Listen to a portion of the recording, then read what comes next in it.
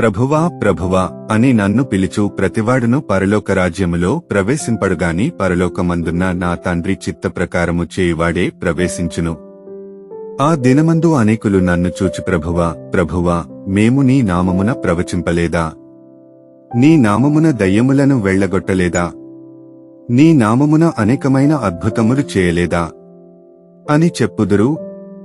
అప్పుడు నేను మిమ్మును ఎన్నడును ఎరుగను, అక్రమము చేయువారలారా నా యొద్ద నుండి పొండని వారితో చెప్పుదును. కాబట్టి ఈ నా మాటలు విని వాటి చొప్పున చేయు ప్రతివాడును బండమీద తన ఇల్లు కట్టుకొనిన బుద్ధిమంతుని పోలియుండును. వాన కురిసెను, వరదలు వచ్చెను, గాలి విసిరి ఆ ఇంటిమీద కొట్టెను గాని దాని పునాది బండమీద వేయబడెను గనుక అది పడలేదు. మరియు ఈ నా మాటలు విని వాటి చొప్పున చేయని ప్రతివాడు ఇసుక మీద తన ఇల్లు కట్టుకొనిన బుద్ధిహీనుని పోలియుండును. వాన కురిసెను, వరదలు వచ్చెను, గాలి విసిరి ఆ ఇంటిమీద కొట్టెను, అప్పుడది కూలబడెను, దానిపాటు గొప్పదని చెప్పెను,